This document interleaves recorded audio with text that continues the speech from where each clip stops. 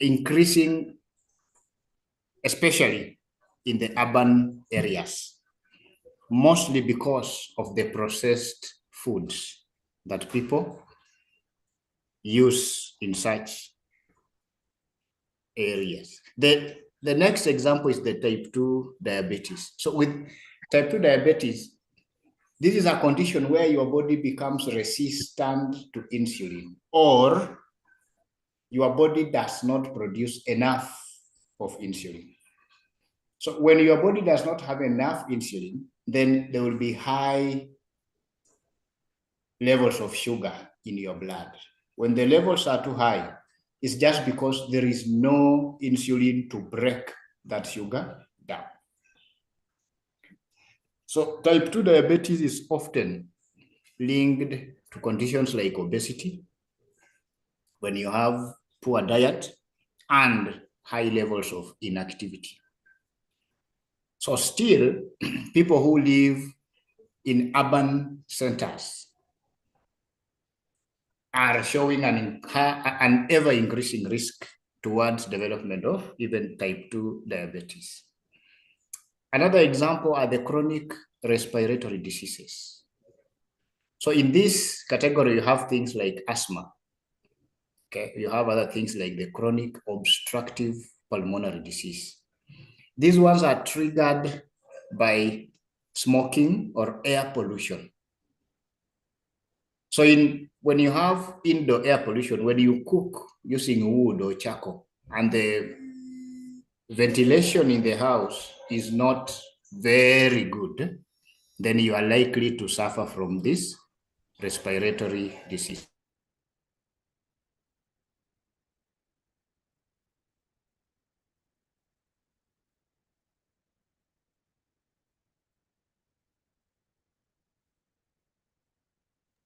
So the last bit of it, what we looked at last time, cancer.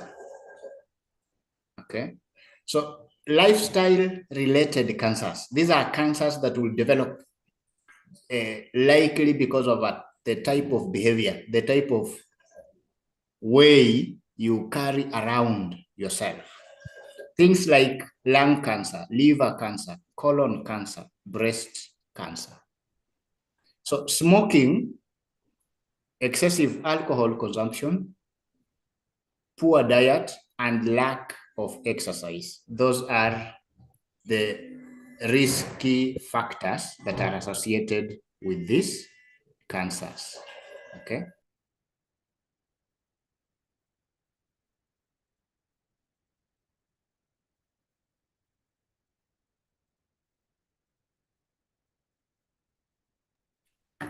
Okay, so we move now to the last example of the lifestyle disease, which is now obesity. So when you have excess body fat, then that leads to an increase in several, it raises the risk for you to develop several other diseases. So obesity is when you have excess body fat. And that condition will now increase the likelihood that you can develop other diseases, for example, diabetes, cardiovascular diseases, those are diseases of the heart, and even some other types of cancers. What leads to an increase in the obese cases? It's been shown that the shift in a more sedentary lifestyle and the using of the westernized diets. Most of these westernized diets are prevalent in urban areas. So vitu kama chips, the highly processed sugars, hii mafuta yenye tunapikia imetoka wherever. So those are the diets, those are the lifestyles coupled. Sedentary inamaanisha you are not very active, hufanyi mazoezi, wewe umetulia tu. Okay? is the same reason that we have a high rate of abortions. Abortion ni mtoto pregnancy kuwa terminated. It can happen when the mother or the pregnant woman does not intend to do that.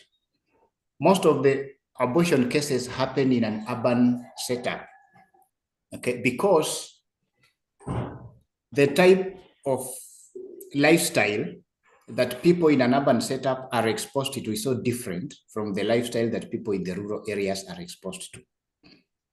Most people in an urban setup, they will wake up in the morning, wanapanda pikipiki ama tuk-tuk all the way paka karibu na penye wanafanya kazi. Then most of the type of work that people are exposed to, it will be an indoor. So if a lady is pregnant, for example, she will not be exposed to enough sunlight because ameingia kazini, amekaa kwa ofisi all the time, na jua yenye inasaidia for vitamin D inaisha by saa 4. Ile ya kuanzia saa 5 kuendelea mbele, it has a higher risk for even skin cancer.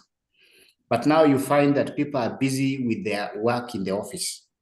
But back in the village, women will be in the farms. Saa hii asubuhi ameenda maji, kwa shamba anafanya kazi. As they work, as they move around, they are not only active physically, but they are also exposing themselves to the natural sunlight.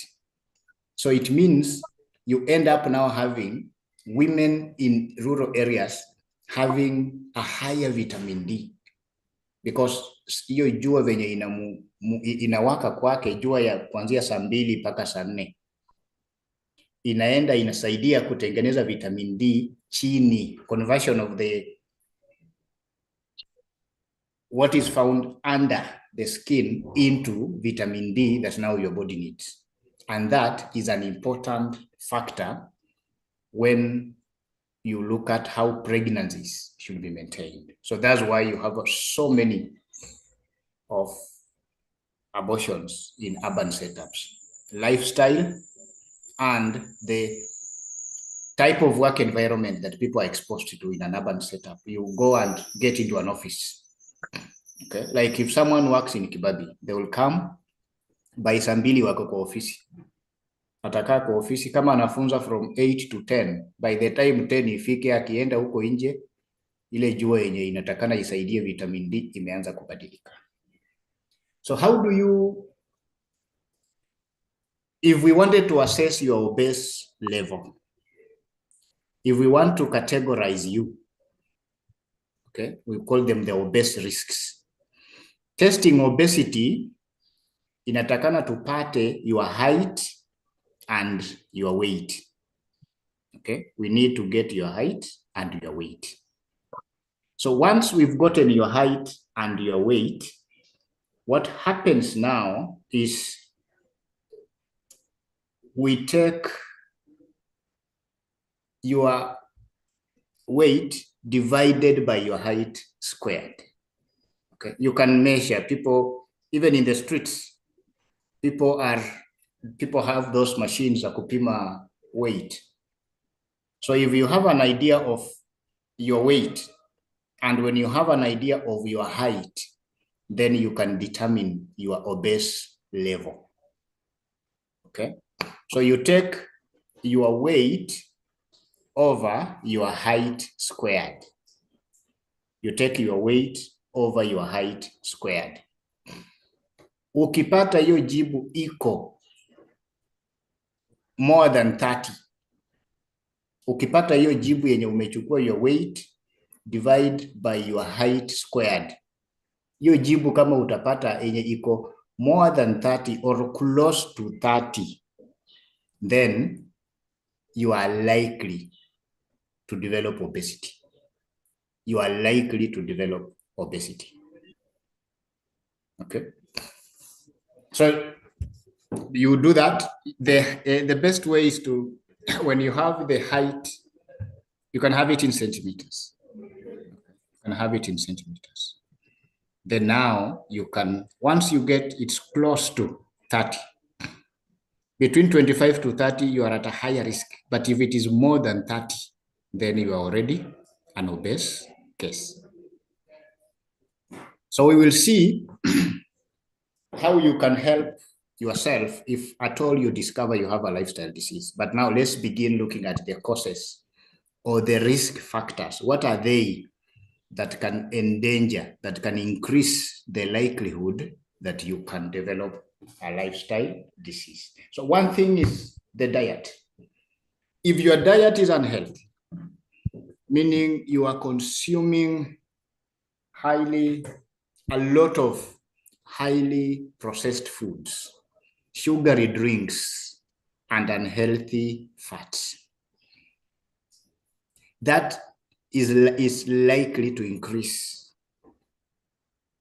your risk level for obesity, diabetes, and heart disease. So you imagine most people will prefer, kama ni lunchtime, aenda akule chips, akunywe soda ya Coke. Okay, so such, because soda belongs to the sugary drinks. Okay, then the fast food culture, ile chips utakula, that is something that has been fried. Okay, so if you do that, you can eat them once in a while, but if you eat it every day, then it increases the chances that you might develop some of these lifestyle diseases. Another thing is the physical inactivity. So usually people want to associate success.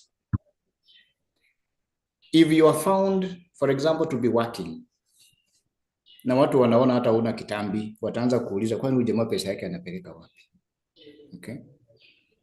If you are found to have a job, yet you don't have a car, so you walk, kama unaishi like within a kilometer or two from the university, you walk every day from home to here and back, people will think huyu jamaa kanang'ang'ana na madeni. Okay, but if you end up having a sedentary lifestyle, so you have a car, ama uko na mtu wa boda na kubeba kutoka nyumbani mpaka hapa, you are in a way endangering yourself because you are increasing the risk for you to develop a lifestyle disease. Why? You are eating, the food you eat has to be broken down in an enhanced manner. So if you don't have enough activity, subject your body to enough activity to help break down the food that you've eaten, that food will be converted to fat, alafu inakuwa stored in different parts of our bodies. For us, for men, itakuwa stored ukuwe na kitambi. For most women, it is stored along the waistline.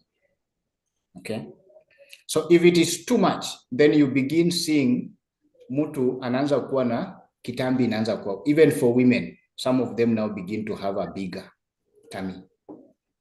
So physical inactivity will lead you to gain a lot of weight, and most of the time, because you are not breaking down the food which has been turned into fat and stored in various parts of your body, then that fat is now what leads to the development of those cardiovascular diseases. Okay, so physical inactivity is another factor, and that's why unaona tena mtu hataki kutembea lakini ana prefer aende kwa gym.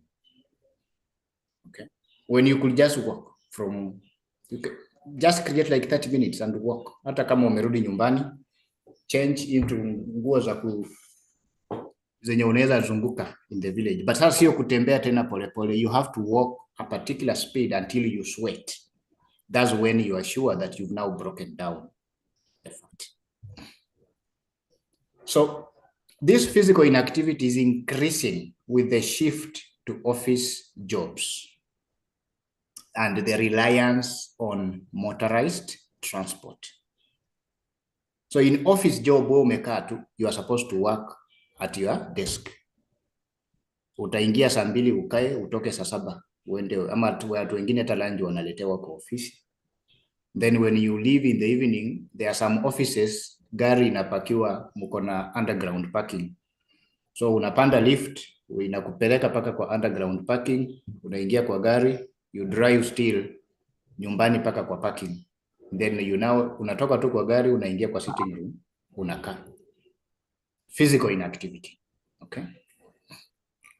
The other factor, substance abuse. So smoking, when you expose yourself to tobacco, for example, excessive consumption of alcohol, and use of recreational drugs, all this will significantly increase the risk of you to developing cancers, liver disease, and heart conditions. Liver disease, because it is your liver which deals with detoxification. Okay, detoxification. So anytime unakunywa pombe mingi, you give your liver a lot of work to detoxify, to break down your alcohol. When you are using most of these recreational drugs, still you subject your liver to a lot of work because it has to continuously break it down. Another factor is stress and mental health issues. So when you have chronic stress, when you are anxious, your anxiety levels are high, when you are subjected to depression for whatever reason, all this can trigger unhealthy coping mechanisms. We will see mental health next. Okay. And when you are now subjected to these stress levels, when you have very high levels of anxiety, when you are depressed, all this will result in a change within your physiological conditions in the body. Okay. And once your physiological conditions have changed, then your ability to respond to most of the conditions that your body is now being subjected to will also be interfered with. And in a way now, you end up having a very weak immunity. That then exposes your body to any sickness. Okay. So some of the things that can lead to this very high stress levels, the mental health issues, the economic hardships that people are currently going through, the high unemployment levels, and even the societal pressures. These can lead, they can contribute to the high stress levels, and in a way, they can exacerbate our lifestyle diseases. Even you as students, okay, you might be going through, hata labda una pesa, ile inaweza ukule, landlord anakusumbua, anakufungia nyumba, ama anakutisha atafunga nyumba. Okay, so such can make you be so stressed. And with such levels of stress, then the way the physiology of your body will be not optimal. Then now your ability to cope with whatever is expected from you will also not be optimal. Then with such, you are likely now to develop other health challenges. Then the environmental factors. When you are living in a particular environment where you are exposed to hazards, to pollution, you are exposed to poor sanitation, then such can lead to the development of diseases. So with air pollution, you can easily develop respiratory illnesses. And why will you have developed that respiratory illness? Because of the pollution within the environment that you live in. The other thing is genetics and family history. So lifestyle plays a significant role in the development of lifestyle diseases, but there has to be also an aspect of genetic predisposition. So if you have, for example, a family member who has diabetes, who has hypertension, or any of these lifestyle diseases, who has cancer, for example, then you should realize that possibly you could be having genes that predispose you to this. So then it means you have to be more careful, because if you have genes that make you to be at a higher risk, yet you expose yourself to risky lifestyle choices, then you are likely to develop a lifestyle disease. So lifestyle diseases are caused by the way you live. But if someone within your family already has that lifestyle disease, it could just mean that within your family line, you are genetically vulnerable. Sasa inamaanisha inatakana ujichunge. Don't expose yourself to factors that can easily trigger development of that lifestyle disease. So we've talked about the risk factors, but now how can you prevent? How can we prevent? So preventing lifestyle diseases is a combination of personal responsibility, community action, and supportive policies. So from an individual perspective, as an individual, personal responsibility calls for you to develop healthy eating habits. So when you eat diets that are rich in whole foods, things like vegetables, fruits, legumes, and whole grains, such are healthy diets, which will in a way not predispose you to some of these lifestyle diseases. We talked of a community responsibility. So there should be a public health campaign to help promote the traditional Kenyan foods. Talk of things like millet, sorghum, some of these indigenous vegetables, because such have a lot of nutrients and they are widely available. Then regular physical activity. We talked of sedentary lifestyle being a major factor, a major risk factor. So physical activity, you can take it up as an individual. But what if we talked of a community or a supportive policy? What if you came up as a community, as a neighborhood, as a class, hapa Kibabii Museme, we'll be having some physical activity like once a month, okay? So that people can just try to wawachane na vitabu kidogo and they come to the field for maybe 1 hour, 2 hours, okay? So by doing that, you are coming up to support each other, because as an individual, it might be difficult wewe kuenda peke yako kwa uwanja uanze kukimbia. But if you organize, kwa mfano mseme Bachelor of Commerce first years, tutakuwa na every Thursday from 4 to 5 we'll have a physical activity, hata kama ni kukimbia kwa uwanja mara moja au mara mbili. If you can do that once in 2 weeks.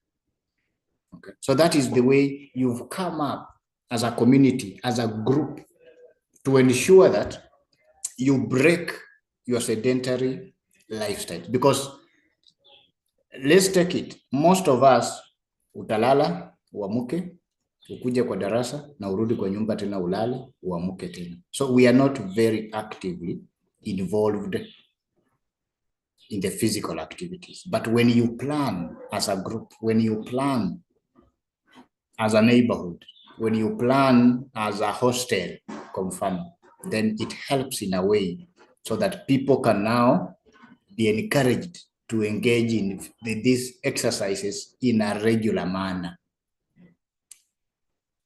The third way to prevent is when you avoid harmful substances.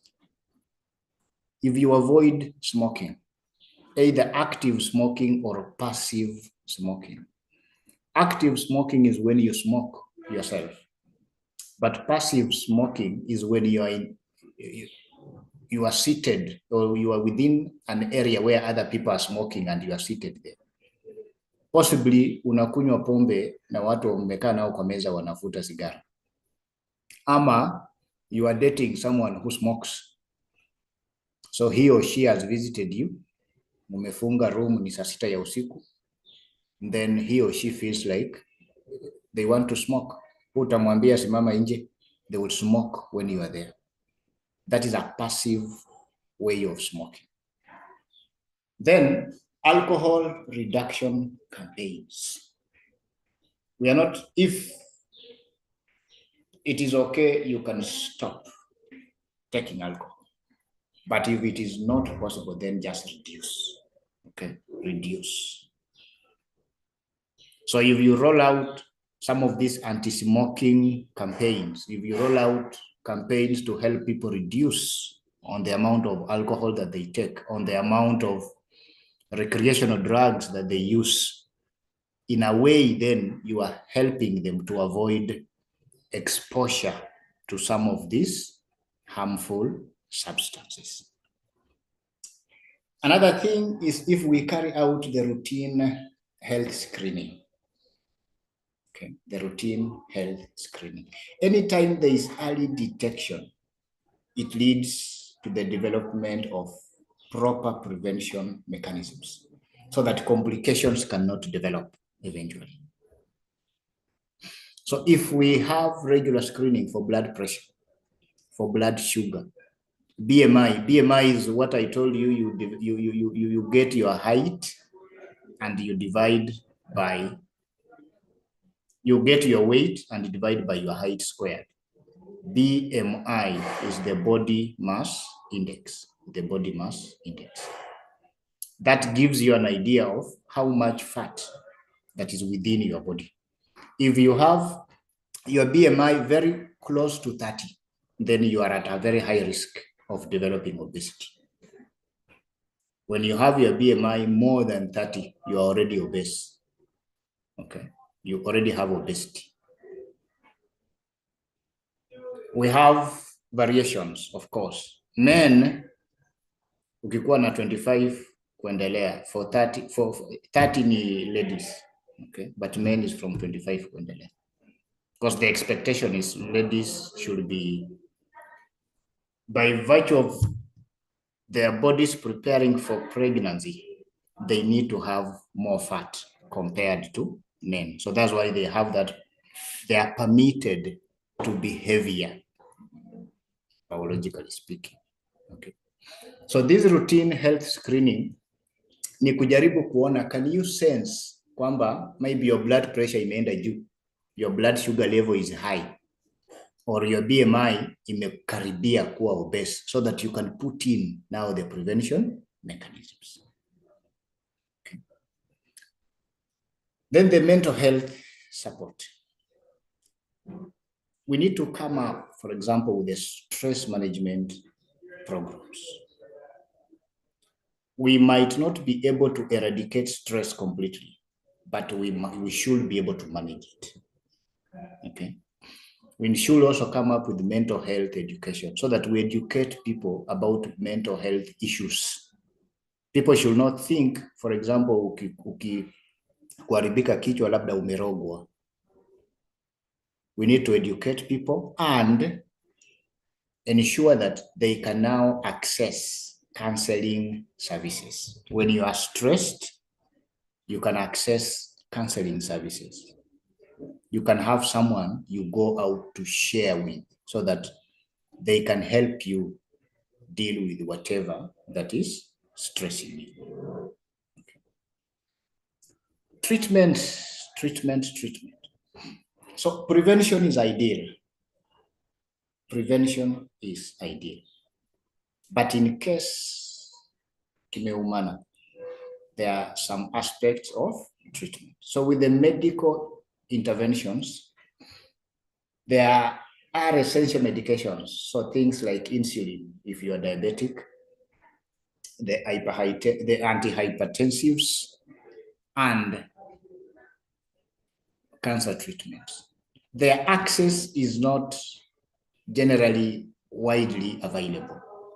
So the desire is, if this should be made, the level of access to this kama inaweza increase, so that if you are in a rural setting and you need insulin, you are diabetic, you can get it. You need an antihypertensive, you can get it. You need treatment for cancer, for example, you should be able to access it. As we speak, I think within Bungoma County, there is no treatment center for cancer. Okay, so which means if you have to, if you think of an entire county not having such a treatment, then it shows you that the level of access is not right. Then the lifestyle modifications. So if you end up suffering from a lifestyle disease, then there is need that you now modify your lifestyle in a bid to treat, to correct that disease. So you can work with nutritionists if diet is the issue. You can work with a fitness trainer if physical inactivity is the issue. So these two will just help you to adjust your lifestyle. Okay. So for example, diabetes patients can learn how to manage blood sugar through diet. You can be told, hii chakula na hii chakula ni mbaya. Ukikula hii, sukari itaongezeka. Ukikula hii, iko sawa. Okay. The people who suffer from hypertension, for example, they can be made aware of how can they can be helped to adopt meals that are low on salt. So with such, they are just being taught how they can modify their lifestyles. And upon modifying their lifestyles, they will end up now benefiting by correcting that particular disease.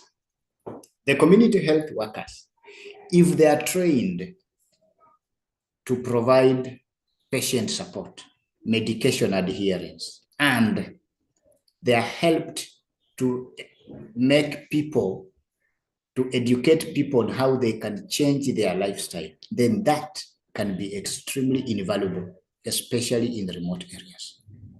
In areas where medical services are not readily available, we still have these community health workers.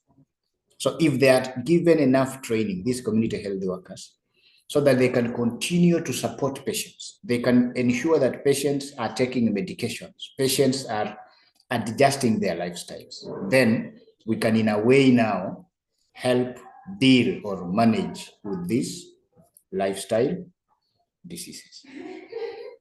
Support group and peer networks.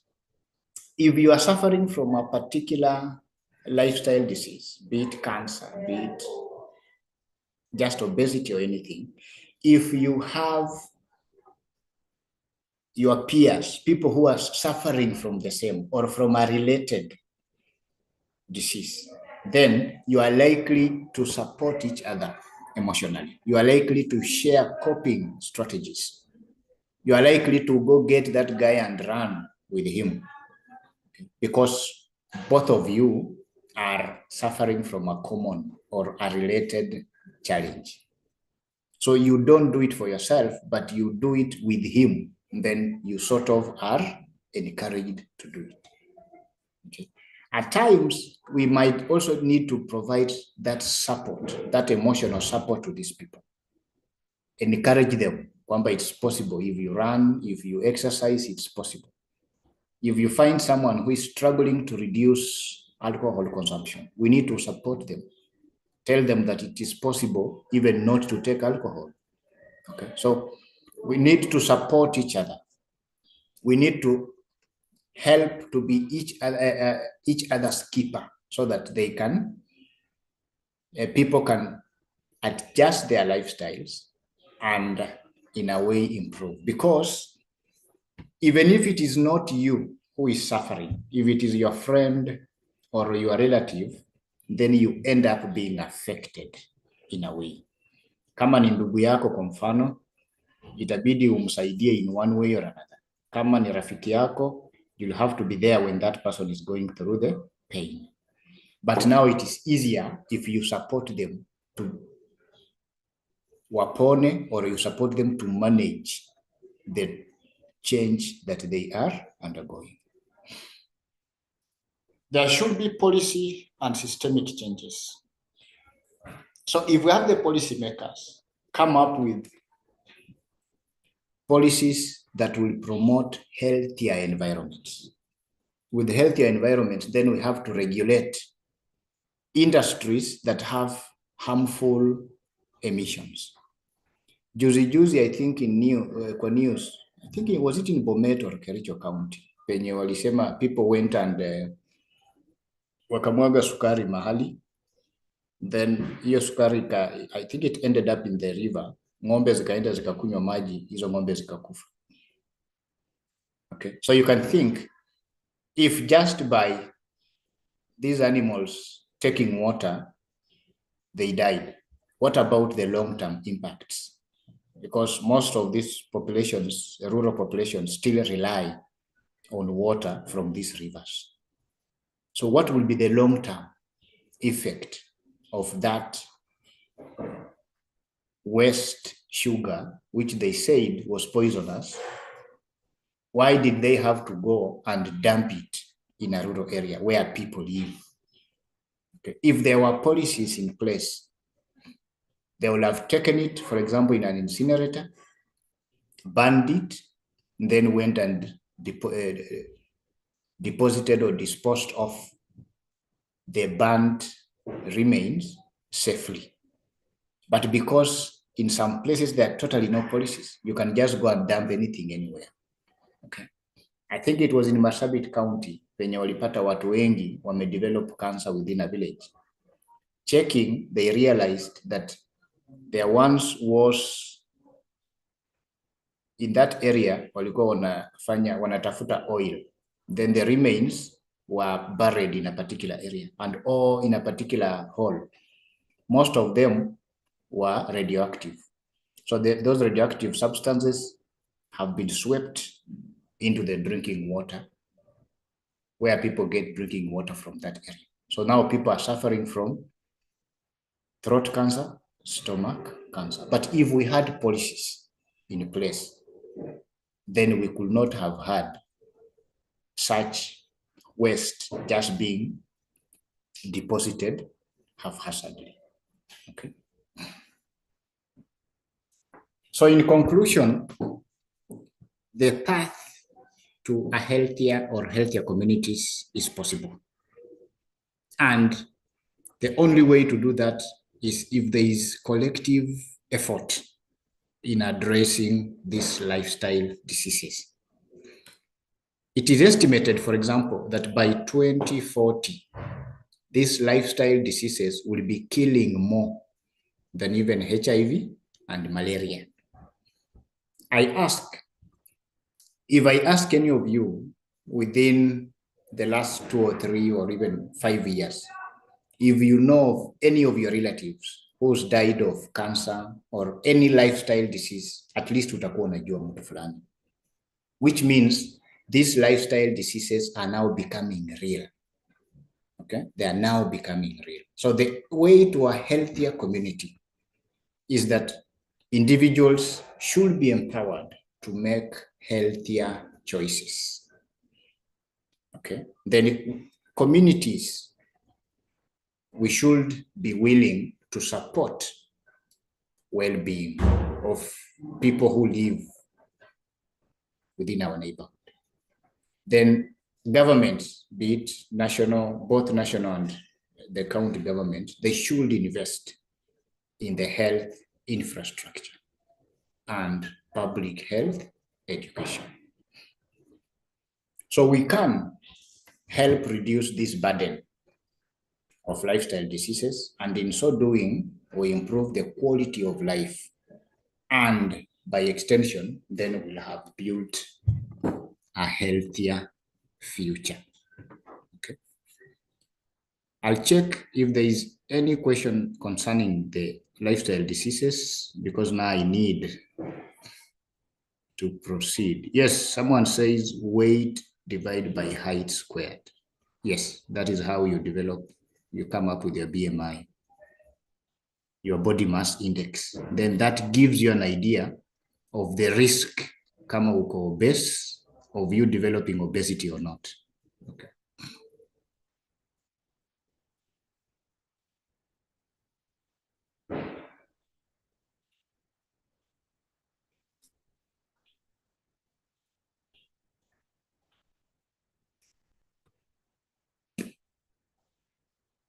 Mark, you are saying 75 divided by 2.5. You cannot be 2.5 meters, Mark. Wewe utakuwa ni mrefu kiasi gani? You can't be 2.5 meters. Okay, you cannot be. So most of you, ile urefu kama unaweza kuwa mrefu, I doubt if any of you is more than 2 meters. I doubt. Okay. I doubt.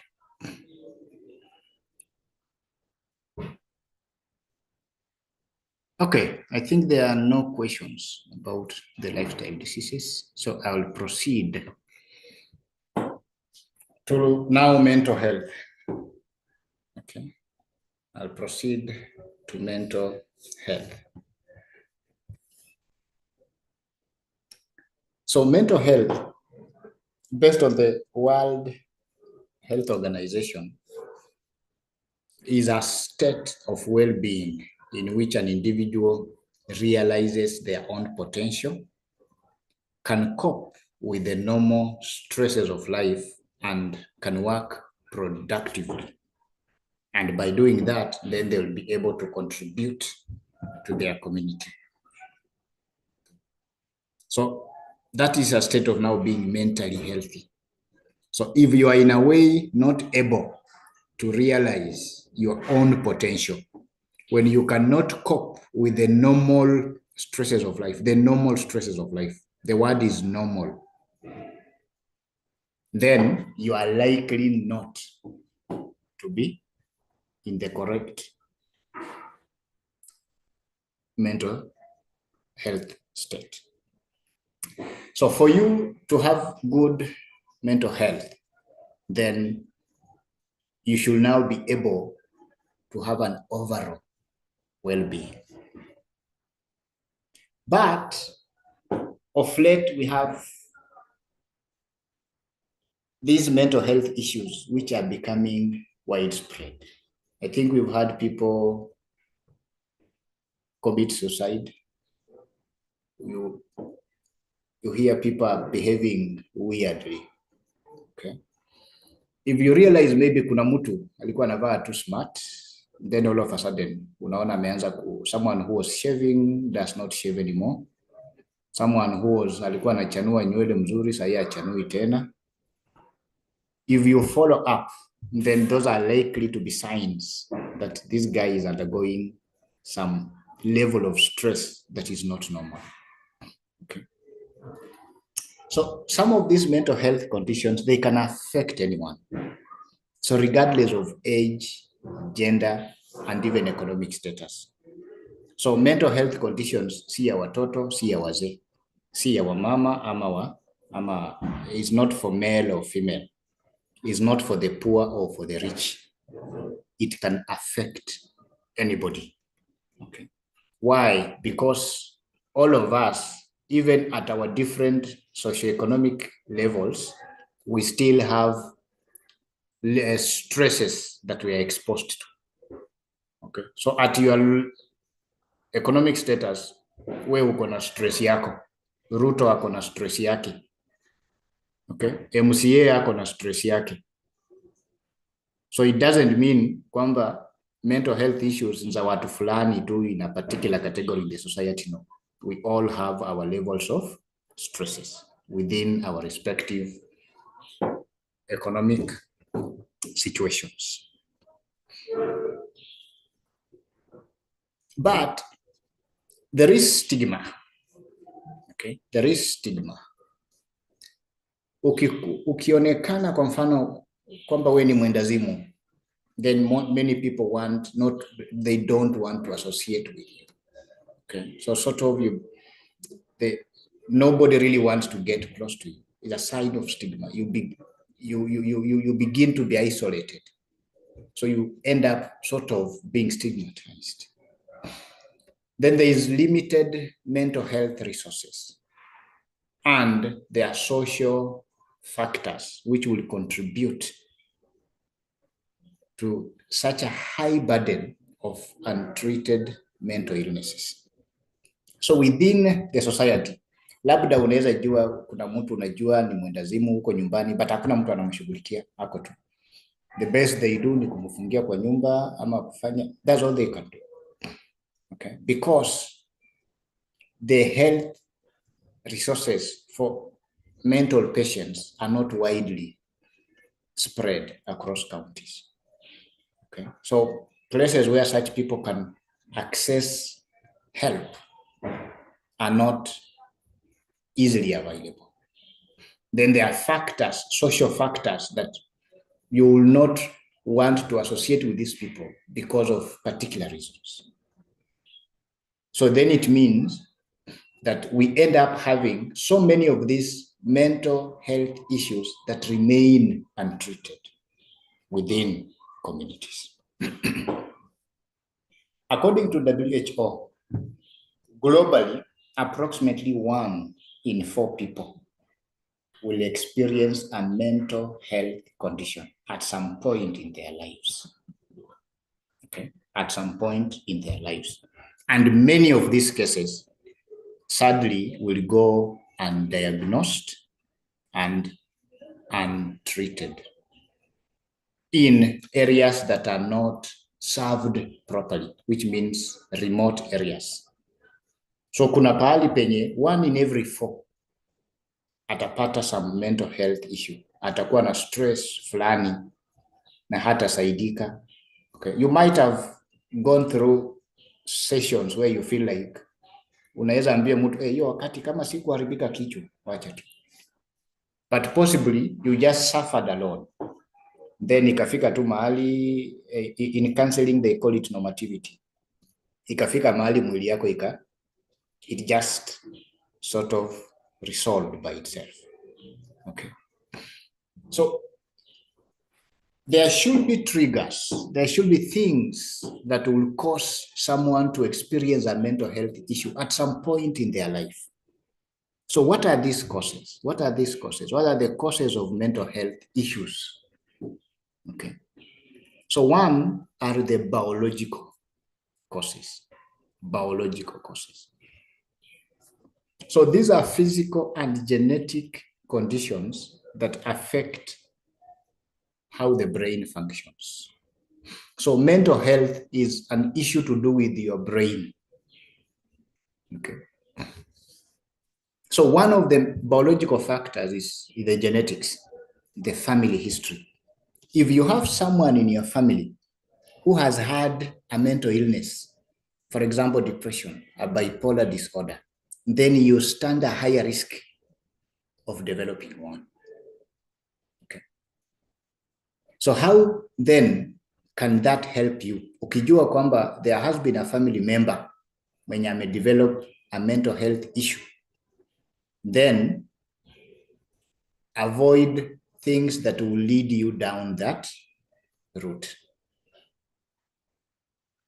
You might not be able to avoid becoming stressed, but you can find help early.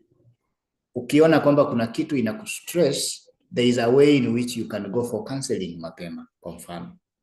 You can look for support. You can go and share with someone who can help you in the process. Okay.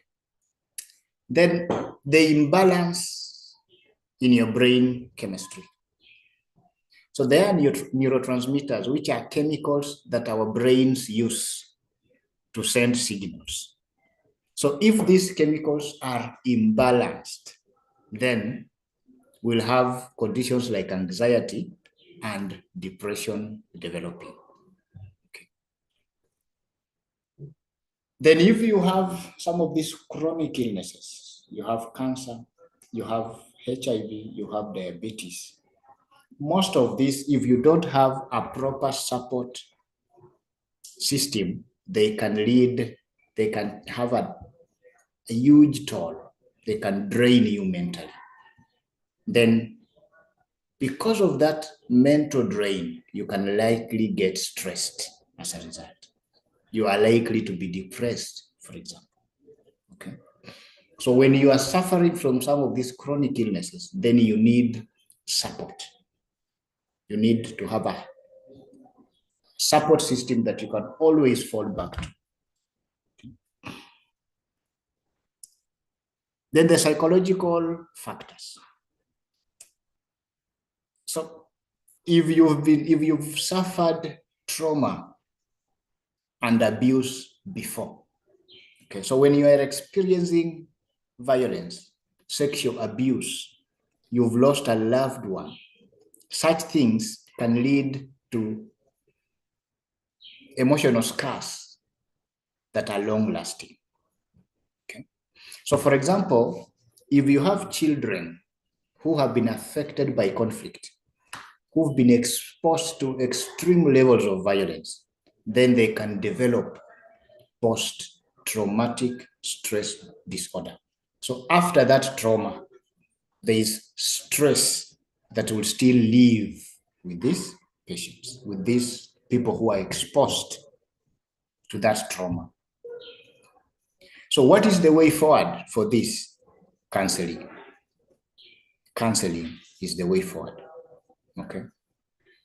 That's why you see when news reporters, if they've covered levels of violence yenye watu wamekatwa, watu wamefanya nini, huwa wanasema they need to go and be cancelled, because the news reporters were encountering scenes that are very traumatic.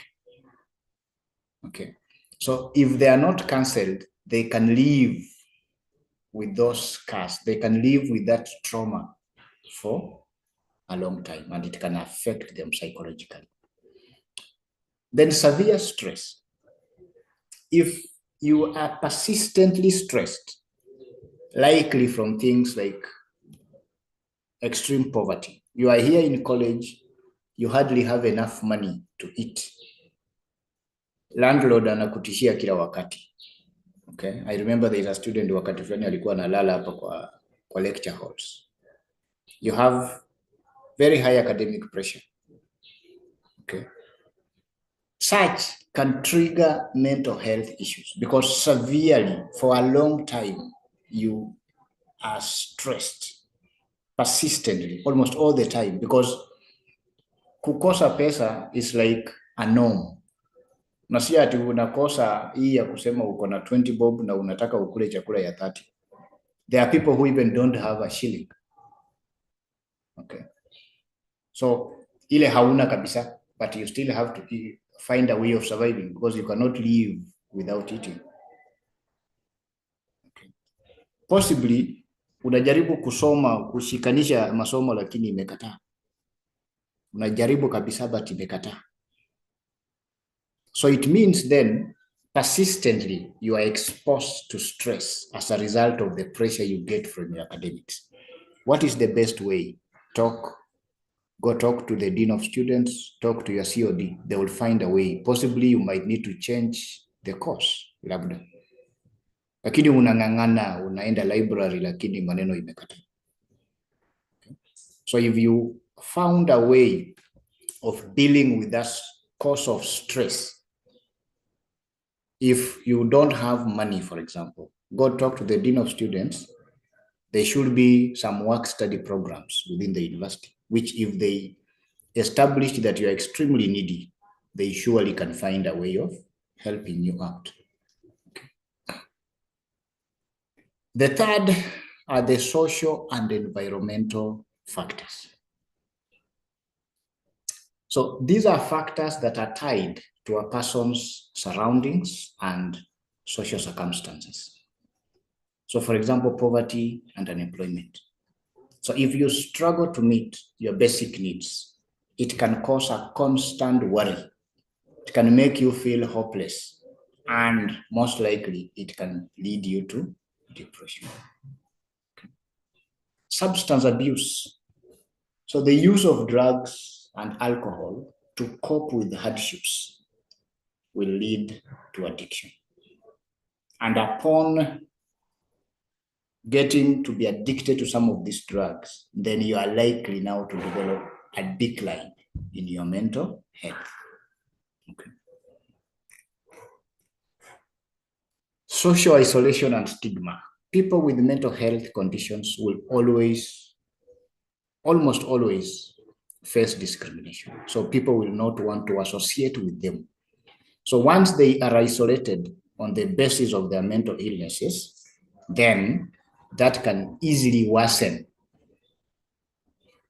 Okay, because no one is there to hear them, to understand them, to tell them we are working with you. So in a way, they are just on their own to try and figure it out. That isolation, that stigmatization bit can just lead to an exacerbation of these situations, and most of the time it will make these people to go back to their cocoons na hawataenda kutafuta usaidizi. So no one will know that they are suffering from these mental health issues. It will go undiagnosed and untreated. Political instability and conflict. Anytime there are wars, there is ethnic clashes, there is political violence. People within those communities that are subjected to this violence and clashes will always be traumatized. Okay, so such people, they are likely to suffer from depression. They are likely to suffer from anxiety long after the violence has ended.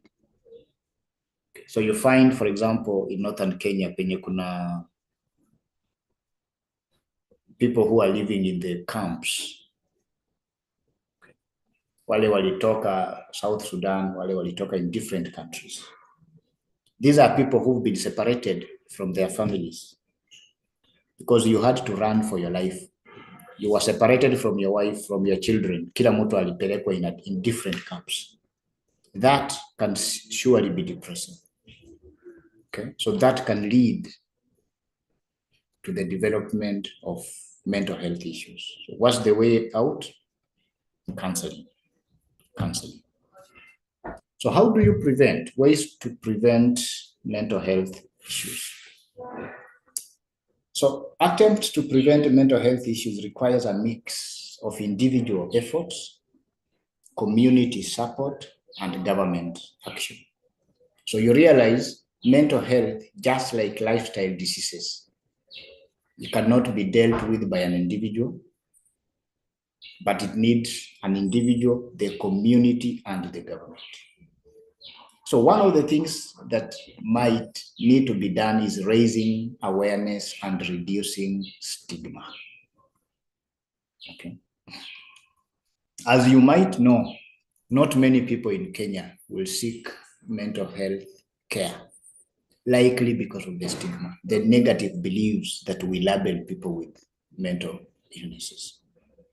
So utaambiwa huyo mtu, utamshika huyo mtu ni hatari, atakuua, mwendazimu atakunyonga. So how will you then move close to these people? Okay. But if we have public education, so that we educate the community about these mental health issues, so that people know that they are just medical conditions and not personal or individual failings. So when you've developed a mental health issue, when you are suffering from mental health, sio kwamba uko na shida fulani kama mtu, but ni ugonjwa tu kama ingine. Okay? So when the community is made aware, then one, the community will be more aware on the signs. One of the signs ni mtu akibadilika tu abruptly. One, you might find mtu ule alikuwa hakuli chakula kingi, all of a sudden jamaa anaanza kubomoa tu chakula mingi kabisa for no reason. Hakuna kazi amebadilisha ati ameanza kufanya kazi ya manual jobs, hapana. Still doing the same type of work, but there's just a change in how he behaves. Mtu ameanza kukula ugali mpaka unashangaa huyu jamaa kwani ni kulima amelima, ama someone who was dressing very neatly all of a sudden they just jamaa haogi. Okay. There are people who can even wanaweza aoga hata 2 or 3 times a day, but you realize anaanza kuoga tu once in a week, then after 2-3 weeks haogi tu tena. Such a signs zenye zitaonyesha kwamba everything is not right na huyu mtu. Okay, everything is. Remember with mental health, hakuna test ya tutapeleka hospitali wa test hii hapana. It's about behavior. So you need just to look at how is this person behaving, then you likely will know kwamba there must be something wrong that has triggered this behavior.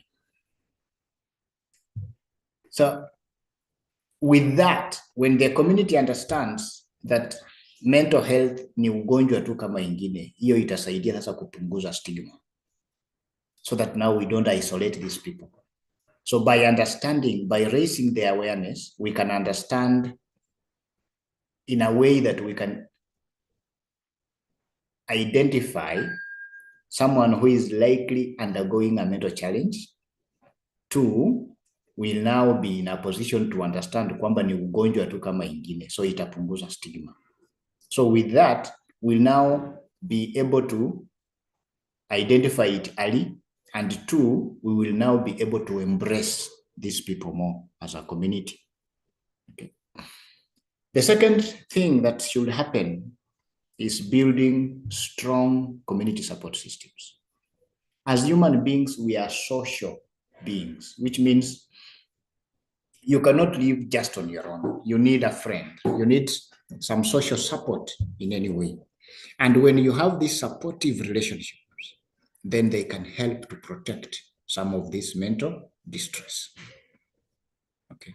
So when there are community-based mental health groups, we can develop faith-based counseling. Okay. So churches, be they mosques, if we helped to come up with ways in which you can help in supporting these people who are suffering from mental health challenges, then in a way we can now offer support. We can provide safe spaces for these people to share their struggles.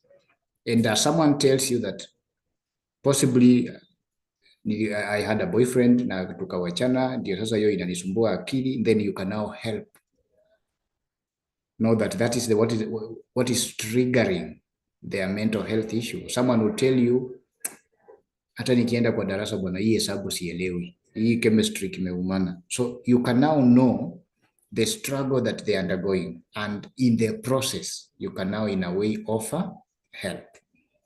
Okay. Then we need to promote healthy lifestyles. So physical health and mental health are closely connected. So we need to encourage regular exercise, healthy eating, and sufficient sleep. Okay. So if we exercise regularly, if you eat diets that are healthy diets are not necessarily expensive diets. Okay. So you, even with the budget that you have, you can still eat healthy. So when you talk of healthy diets, sio kwamba uanze kufikiria nyama sasa nitatoa pesa ya nyama, hapana. You can develop a healthy diet just within your budget. Most importantly, have sufficient sleep, because that's the only way that now your brain and your body rests. Okay. So schools and workplaces, that's universities and places of work, should promote wellness programs where, for example, you can have physical activities. Okay. I referred to the coming up of monthly or after a fortnight, you can go to the field and just forget about the books for 1 hour or 2 hours. Just have a physical engagement. Okay. There can be ways in which you come up with techniques on how to manage stress, whatever is causing stress. Most of you, I know it could be mambo ya wasichana ama ni boyfriend, ile mnaita sijui ni kugongewa. Okay. So ukiona umegongewa, usichukue kisu uende kudunga ule mwingine. Go talk to someone. share with your peers, share with someone who can help you to manage whatever it is that is causing you stress. Okay, ukiwa umeachwa, don't go and sink in alcohol. Go and share with someone. No. With that, you now have a way of someone helping you to manage the stress that you are undergoing. There should also be a way in which you can identify early. Because after you've identified the mental distress, the signs of mental distress early, then intervening early is also possible. Okay. So when you recognize signs, kwamba huyu mtu alikuwa na behave hivi, but all of a sudden ameanza kubehave in a very different way. If that is recognized early enough, then it is possible that you can intervene mapema. Huwa mnasema mapema ndio best. The problem with mental health, you don't have a particular mtu atadevelop hii sign. Hapana. So there is no kit. Hakuna tumeenda kwa hospitali wakatest wakajua you are positive for mental health. It will be different for different people. There could be someone, you realize someone is always posting status yake saa 8 saa 7 ya usiku ndiye ameweka status. But this someone who initially at night alikuwa analala tu bila kusumbukana. That should be a trigger. Why is it this person not sleeping anymore? Why is this person awake saa 7 saa 8 ya usiku? Possibly you realize huyu jamaa alikuwa hakunywi pombe, then all of a sudden yeye ndiye anakuwa mwisho, wanatoka kwa baa wakifunga. It is a sign that possibly things are not well. There could be a lady who was dressing so neatly. All of a sudden hata hashuki siku hizi nywele. Alikuwa anapaka makucha vizuri nini, lakini all of a sudden si ati hana pesa, but hashuki tena. She doesn't care about her grooming. That is a sign kwamba possibly she's undergoing some mental distress. So with such, you can use such signs to possibly offer a warning, an alert kwamba fulani things will not be well. Okay. So with such, then you can now intervene. With such signs, after detecting early, you can now intervene. The other thing is when there is need to strengthen mental health services. We talk of government, but even institutions, for example, like Kibabi University, there is need that they strengthen the mental health services within institutions. Because now this is not just an issue for students, it's even an issue for staff. Okay. So there should be a way in which they come up with ways to not only detect early, but also prevent. And in the event that the prevention is not possible, then they can now support. Okay. So how can that happen? There should be an investment in mental health facilities. So get someone who is trained professionally in mental health, then integrate mental health care into primary health services.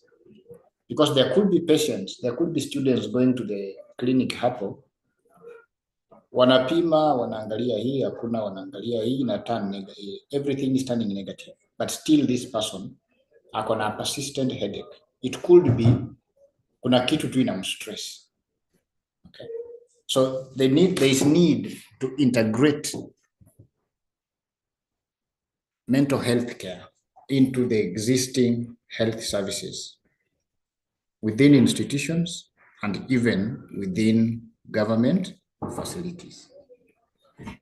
The other thing is there is need to provide safe and stable environments. Okay. So we saw violence, poverty, and political instability.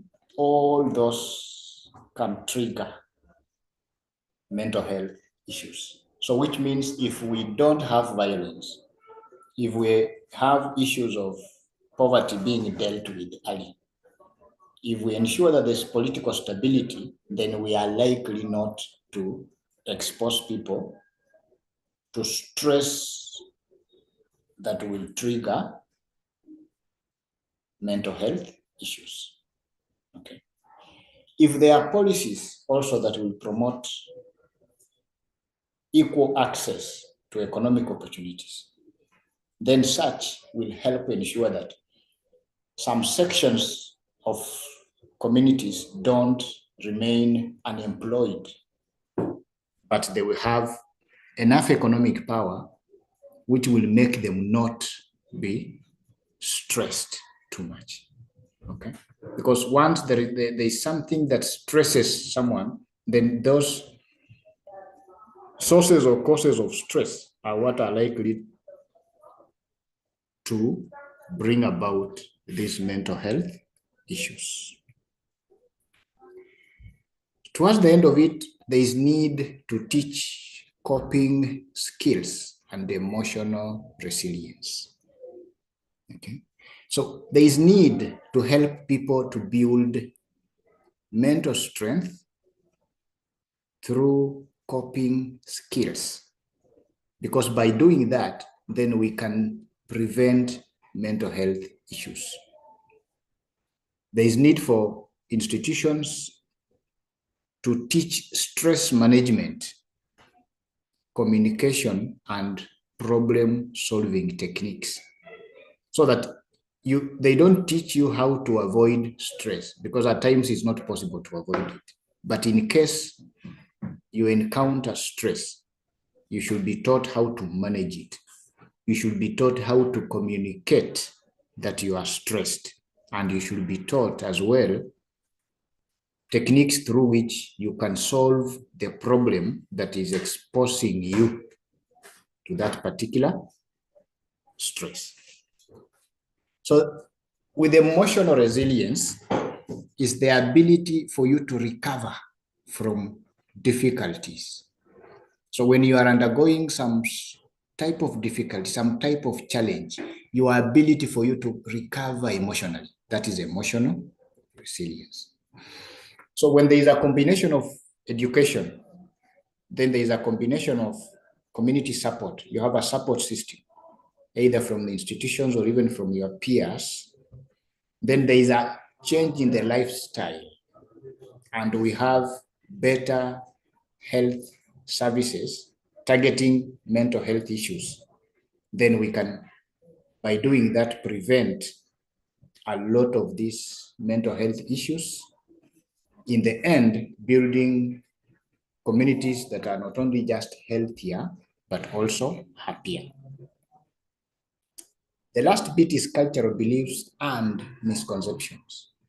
So in many societies, mental health is misunderstood and attributed largely to either witchcraft, kwamba huyu amerogwa, ama he or she has been cast, amelaaniwa.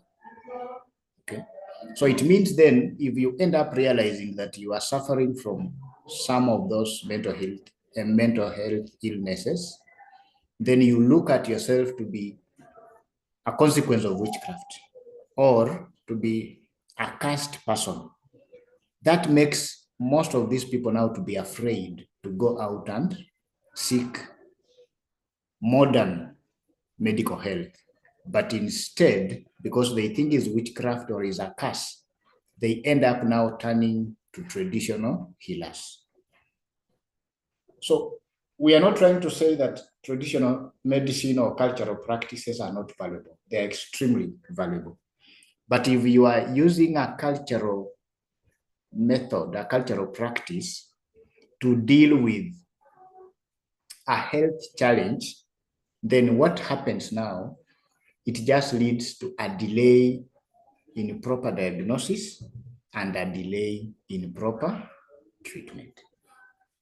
So cultural practices and cultural beliefs and misconceptions in a way pia zinaleta these mental health issues kukuwa part of us for a long time, because wataanza kukutembeza huko kwa waombaji wa kutembeza huko ndani, ukiombewa, ukifanyiwa nini, when in essence you should just have gone to hospital, utibiwe, usaidiwe counseling, alafu upone.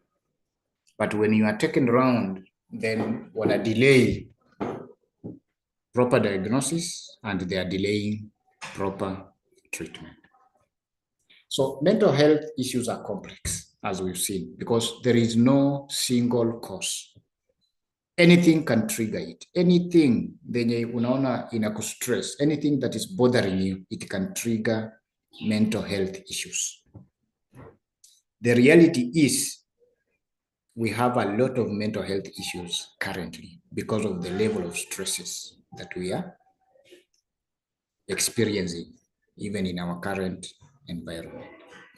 But when we understand the cause of these mental health issues, that is the first step towards addressing the mental health issue. So if you understand kwamba it is this thing that is stressing me, that is triggering me, ndio nisikuwe mentally stable, then that is the first thing that will help you and the community, the society, to address that mental health challenge. So in developing countries, Kenya and largely in Africa,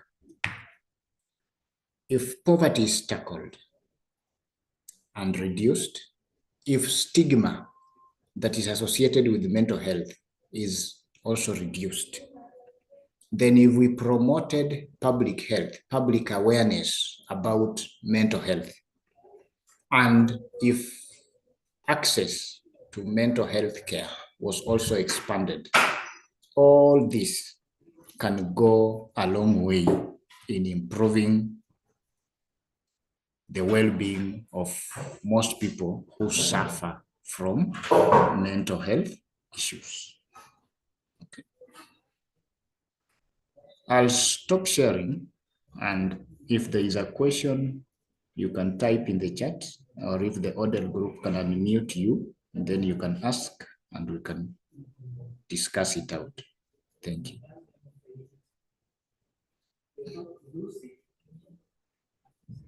$500 new messages.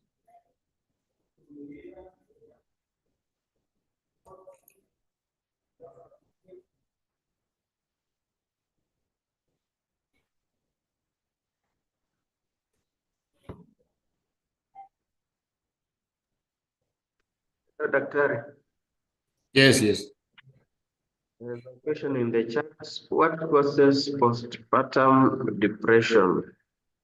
Yes, postpartum depression. Okay. Postpartum depression, that is depression after birth, isn't it? So it could be, for example, you are encountering any stress after birth. Possibly, I'm using the word possibly. Labda wewe ni umekuja kusoma kama hapa, umepewa mimba na fellow student, ama umepewa mimba na mtu na amekuabandon. Okay, so the level of distress you go through, umeng'ang'ana, umezaa, then now you are too stressed that even after that, the way you look at your child, the stress that comes with it is now what leads you to be in that particular situation. So what happens is you could, the content of this meeting is being sent with it. Okay. You could be undergoing a challenge, but the best way is don't suffer it alone during pregnancy and after birth. Wale watu wengi utapata wanakuwa na hiyo shida ni kwamba even after that they are still stressed, but they are trying to bottle it themselves. Yani anaumia peke yake. Okay? It's possible your parents watakuwa wakali na wewe wakirealize you are pregnant and you are just a first year. In your first semester, ukapata mimba.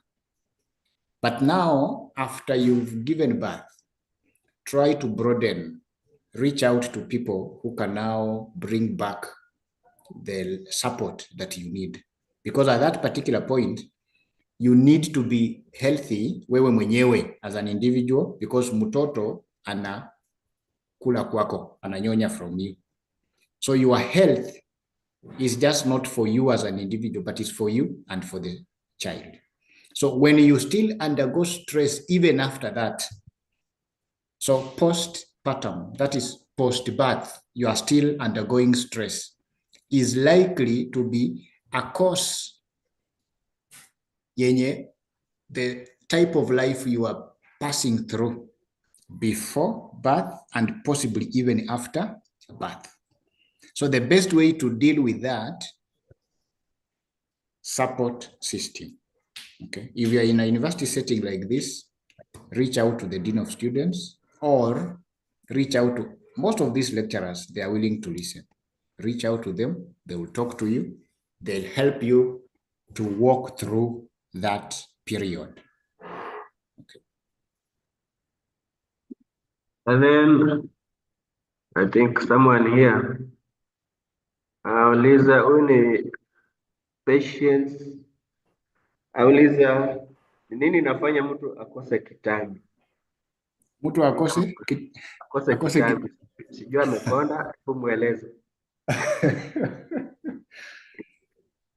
Okay, sasa Patience, the first thing I will ask, mbona unataka huyo mtu akuwe na kitambi? So one thing, kukuwa na kitambi, people confuse it for a sign that you are living well. Okay, but biologically, kukuwa na kitambi is a sign of being irresponsible. I'll explain why. Okay. You are irresponsible because you are eating too much and you are not helping your body to break down whatever you are eating so that your body can use it. So when you've eaten too much, you provide your food, your body with a lot of food. So when it has used enough, ile inabaki, your body converts it to fat because fat is not soluble.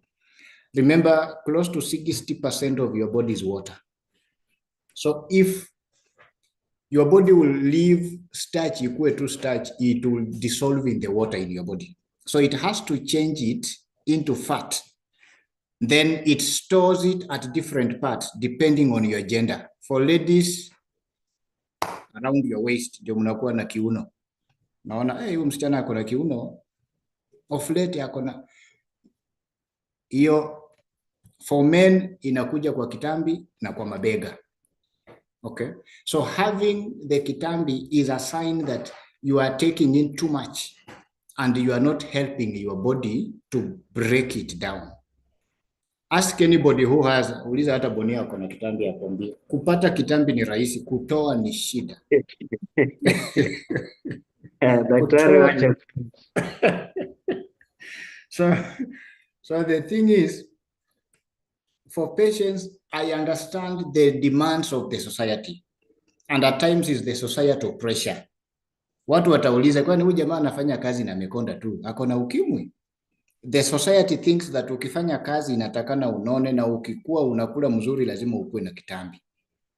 Okay, but biologically kukuwa na hiyo kitambi is a sign of an irresponsible lifestyle. Okay, is a sign of an irresponsible lifestyle. So why is it that kukuwa na kitambi is ni shida? Because even for ladies wenye wako na a lot of fat, pia unaona wanaanza kuwa na a protruding tummy. Is because ndani ya tumbo ndio hapo kuna some of the most vital organs. Hapo ndio kuna moyo, hapo ndio kuna lungs, hapo ndio kuna everything. So if you have a lot of fat accumulating hapo, it means now the fat is accumulating in an area where your body has the most vital organs. Okay. So kukuwa na kitambi, so in terms of society pressure, utaonekana uko sawa. Huyu jamaa amenona siku hizi hata akona kitambi sana. But in terms of lifestyle disease, you're almost becoming an obese case. So utaanza kukuwa na diabetes, utaanza kuwa na hizi ugonjwa zingine mbaya mbaya. Okay, so don't get into that pressure ya society kwamba ukuwe na kitambi. Is not a sign of kukula vizuri, it is a sign of irresponsibility. There is one here. Yes. I think they are so much concerned about kitambi. Hata this Janet here anauliza kwani haimaanishi mtu hapa na pesa. I think they have a lot of misconception about kitambi.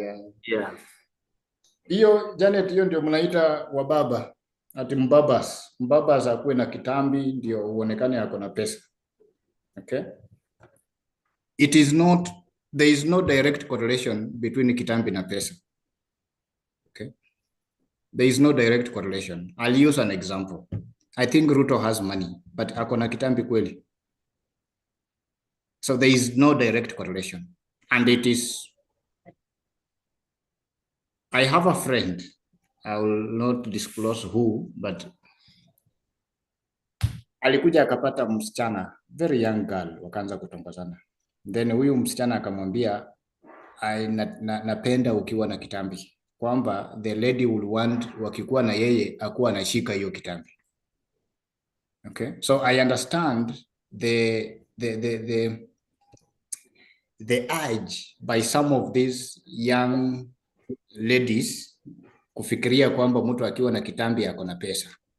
Then now some people pia, because of the way society inachukulia kwamba ukiwa na pesa lazima unone, na ukinona lazima ukuwe na kitambi. No. So it means then you now become, you buy a car, you become so sedentary, because kumbuka ukiwa kwa nyumba uko na remote. So hutembei ukienda kuwasha TV na kuchange channels, unafinya remote tu na channel inabadilika. Kama huna gari, uko na jamaa wa boda, ule utapigia simu akuja kuchukue at your doorstep. Akupeleke tena paka kazini at the office mlango. Wewe ni kushuka kwa boda na kuingia kwa ofisi. So you become so immobile. You physically, you are so inactive. Haulimi because you can get someone to do the work for you. Okay. So in a way, you now think because you have money, then you begin now to develop your kitambi, because you are eating, but you are not breaking down that fat. In essence, society itaona uko sawa. People will think you have money, you are living well, but you are now developing a lifestyle disease. Remember, ukifika height yenye most of you muko sahi, you can never grow taller than that. That's biology. Okay, you can never grow taller than that. I gave you formula ya calculate your BMI, your body mass index. It is your weight and your height. That's why now we have gyms. Ukienda kwa gym haitakusaidia upunguze height. Gym inakusaidia tu kupunguza weight. And how does the gym help you to reduce your weight? By breaking down the fat ile uko nayo kwa mwili. That's why wanakupangia venye utakimbia mbio kwa treadmill, venye utafanya nini. You are just trying to exercise so that you break down the fat that you carry. Okay. So in essence, then you now end up dealing with the fat that you will have otherwise avoided to accumulate on your body. So the best way, avoid accumulating that fat. Kennedy Hisa is asking, does eating a lot of food as usual be a sign of depression? If it is as usual, if that is how you do it, then no. Okay. If someone eats, unajua kwamba huyu ndo rafiki yangu tukienda na yeye kukula anakula kiasi fulani, then you realize with the time either ame increase ama amepunguza. Na si ati ni mgonjwa, hapana, ako tu, you know, he's not going to hospital for anything, he's not physically, ako tu sawa. But then you realize amepunguza the amount of food anakula ama ameongeza, then that is a sign ya kuonyesha kwamba huyu mtu most likely ako na something yenye inamsumbua. That is about eating, but it could be even about grooming. Okay, so you have a friend mwenye ananyoa every weekend, but then you realize anafika tu mahali hanyoi nywele tena, mwezi inaisha tu hanyoi, hata hachani nywele. You have a lady who is a friend mwenye anaenda anashuka, anapaka makucha, anapaka hii marangi unapaka kwa mdomo, anapaka hiyo, but then you realize anafika mahali hashughuliki tena kabisa, na kwamba sio ati hana pesa, but anakuambia tu mimi hizo vitu sitaki. It means there is something that has triggered that. So if you ended up probing more, that is a sign kwamba huyu mtu kuna kitu anapitia. Okay. Yes, Bonnie. Okay, there's a question here. Can diabetes be transmitted from mother to child? No. So lifestyle diseases are not infectious. If you are dating mtu mwenye ako na diabetes kwa mfano, hawezi kukuambukiza diabetes. The only way huyo mtu anaweza kufanya wewe pia upate diabetes if they will change your lifestyle. Okay? If they change your lifestyle. So it cannot be transmitted. It cannot be transmitted. But if the child is born, then the mother who has diabetes subjects that child to the lifestyle that led the mother to get diabetes. That will lead to a likely increase kwamba huyo mtoto pia ata develop diabetes, because remember the child hatakuwa na choice. Okay? Mtoto hatakuwa na choice, bali atakuwa anaishi ile maisha yenye mama yake anamlea ndani yake.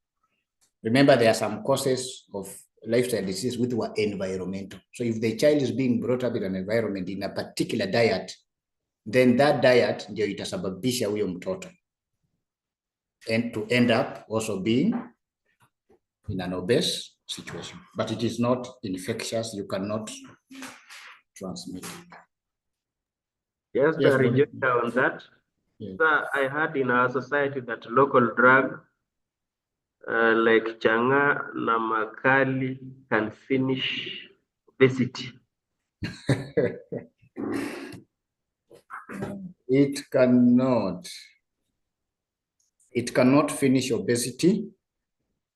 Obesity is just the accumulation of fat. So what you need to do to deal with that, come up with exercise, a fitness program or a nutrition program. Hiyo ndio itakusaidia kupunguza obesity. There are people who could go to the gym, lakini akitoka gym tena anakula mchele ama ugali yenye inalipisha ile yenye amebana kwa gym. So you are not doing anything. When you are going to the gym, it has to be, you are coming up with an exercise model, but also you come up with a nutrition, some diet yenye itakusaidia uingie vizuri upone. So it's not just about going into the gym for the sake of it, then ukitoka tena unakuja unakula chakula inarudisha whatever you had, the damage you did to your body, unakuja kwa nyumba tena unarudisha hiyo chakula. So it will be counterproductive. Okay. Yes, Bonnie. Another one, Doc, is what is the difference between diabetes mellitus and diabetes insipidus? Insipidus. That is not meant for any of these lifestyle things. I don't know if I should answer or not. Because now with that, with diabetes mellitus is a problem with insulin. Okay? With diabetes mellitus is a problem with insulin, where the body can't produce enough insulin. That's type 1. Okay. Mwanataka kuona nini? Sinimalize in the next 10 minutes. I'll be through with the class. Muko wapi? Hapa. So 10 minutes. Yeah. So diabetes mellitus, the cause there is a problem with insulin. Insulin is the hormone that regulates blood sugar. So if it is type 1, then your body cannot produce enough insulin. Is a problem with your body to produce insulin. With type 2, the body is resistant to insulin. So which means there is insulin produced, but your body is resistant to that insulin. It cannot use that insulin. So those are the two issues with diabetes mellitus. The cause of diabetes mellitus, there is a problem with insulin. Either your body is not producing enough, or your body is resistant, is not working, is not using insulin that has been produced properly. Now, diabetes insipidus, the cause is that there is a problem with a hormone inside your body that deals with the control of the water balance ndani ya mwili yako. That hormone, we call it vasopressin. Okay, vasopressin. So there is a problem with that hormone. That hormone hiyo ndio inasaidia kubalance the amount of water inside your body. So with diabetes mellitus is a problem with insulin. Either your body is not producing enough, or your body is resistant to whatever insulin that is produced already. But with diabetes insipidus, there is a problem with the hormone that controls the water balance in your body. So because of the control, the imbalanced water regulation, that is what is now leading to the problem in diabetes insipidus, not the blood sugar issues. But in diabetes mellitus, there will be a high blood sugar level because your body is not producing either enough insulin, or there is insulin, but your body is resistant. Your body is not using that insulin. So if sukari itabaki tu ndani, there will be a lot of blood sugar because insulin is not working on that blood sugar. Okay. So the symptoms for diabetes mellitus, they usually include things like frequent urination. Unakuwa na kiu ya hali ya juu, yani unakuwa na kiu kabisa. Kuna watu wanaweza shika maji hata lita 5 kunywe yote. Huyo ni mtu mwenye ako na diabetes mellitus. Na hao watu wenye wako na diabetes mellitus wanapewanga shindano ya insulin, yani anakuwa na insulin ili anajidunga. Then they have to continuously test their blood sugar levels. So insulin ikienda juu wanajidunga. Insulin ikienda blood sugar ikienda juu wanajidunga. Ikirudi chini wako na tablet ile watameza. Okay? So that is the main difference. With insipidus, the symptoms are the same: extreme thirst, excessive urination. But the urine yenye mtu anapass mwenye ako na diabetes insipidus iko dilute, meaning there is so much water that that person is losing. Okay, then they will always be dehydrated. Sawa. Okay. Oni, do we have other questions? I can't see any questions. Yeah, someone is saying sometimes one engages in little physical exercise but sweats a lot. Is it healthier? Sweating in itself is a way in which your body inatumia ku lose heat. Okay. So if you are just seated but sweating, that there is an issue. But the idea of physical exercise ni kuenda huko nje kufanya you engage your body actively, either in running, hata kuendesha baiskeli, swimming. So you are putting your muscles to work. The whole idea ni kwamba, as you put your muscles to work, you break down the food that has been stored as fat in your body. Okay, so you make your muscles work, then they break down that food and use it. You are trying to use the fat that is all over your body. So the essence is not just to sweat, but the essence is for you to engage in a physical activity that will make you sweat. So if you just sit and sweat, then that's a health issue. But when you are actively engaged in something which makes you sweat, then that is healthy. So the desire is not for you just to sweat, but the desire is for you to do something that makes you sweat. Okay. Sawa sawa. Can stress make someone to konda? Yes, utakonda. Ukikuwa stressed utakonda. Okay. Ukikuwa stressed utakonda. Okay. Someone Patience Station anasema Ruto wako na stress, sasa haizi kuwa na kitambi. Hiyo sio mimi nimesema. Okay. Sawa sawa Boni.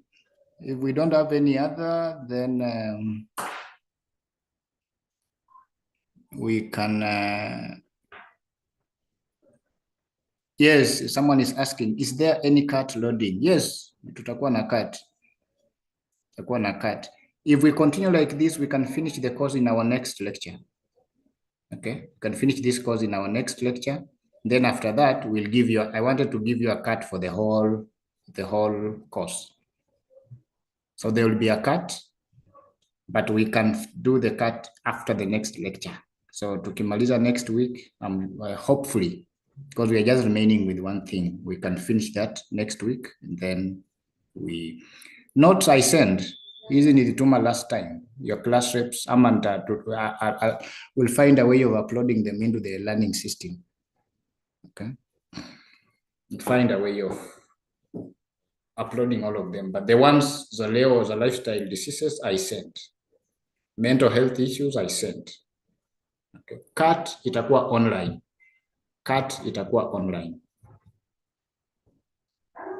So the cut will be online. Order team wata communicate mapema so that anyone who has not enrolled for the course you enroll. We usually give you like 2 weeks. After that, we stop the enrollment.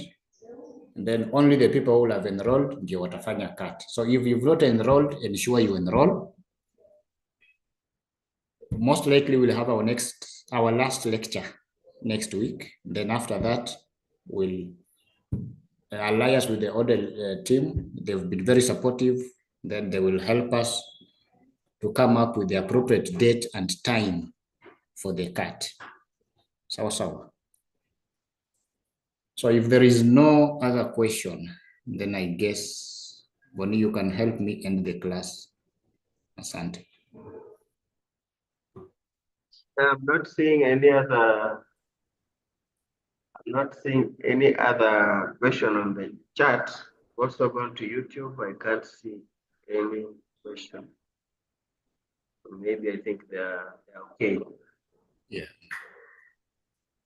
Someone is writing kwa wale wamegongewa DM for advice. I don't know what Anne Atieno wants to advise people. Kwamba wale wamegongewa. Okay. But it's a cause of stress, so you really need to find ways of managing it. Thank you very much, Boni. I think we can end the class and we meet again next week, same time.